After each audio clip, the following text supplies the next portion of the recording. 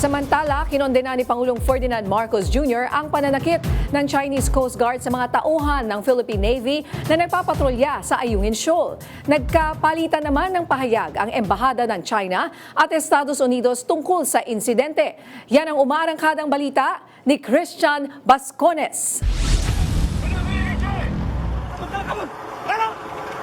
Ito ang naging kumprontasyon sa Ayungin Shoal. Ayon sa AFP, nagsasagawa ng lehitimo at mapayapang operasyon ang mga tauhan ng Philippine Navy sakay ng mga rubber boat mula sa BRP Sierra Madre para paalisin ang China Coast Guard RIB na iligal na lumapit sa lugar na sakop ng Pilipinas sa ilalim ng international law. Sa halip na umalis, tumugon umano ang mga tauhan ng China Coast Guard sa pamamagitan ng karahasan.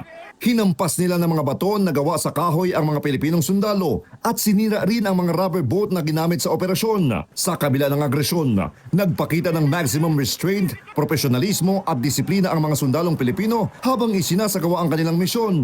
Dahil dito, kinundena ni Pangulong Ferdinand Marcos Jr. ang pananakit ng China Coast Guard sa mga tauhan ng Philippine Navy. So hindi po din ninanais ng Pangulo ang ganitong mga klaseng insidente na siyang nagbibigay ng polisiya na dapat tayo ay tumugon sa mga gitong klaseng mga insidente through a diplomatic manner. So, hindi po talaga katanggap-tanggap itong nangyayari sa pagitan po ng bansa po natin at ng China. Ayon sa palasyo, nakipag-ugnayan na ang DFA sa AFP upang matukoy ang kabuuang detalye ng insidente. Giit ng Malacanang, ginagampanan lamang ng mga Pilipinong sundalo ang kanilang mandato alinsunod sa batas at sa karapatan ng Pilipinas.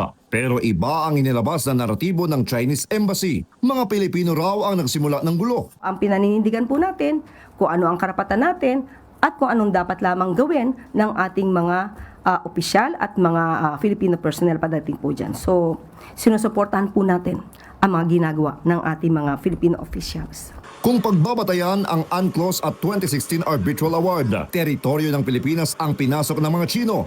Bagamat patuloy itong itinatanggi ng China, naglabas na rin ng pahayag ang Amerika at kinokondena ang China at sumusuporta sa Pilipinas.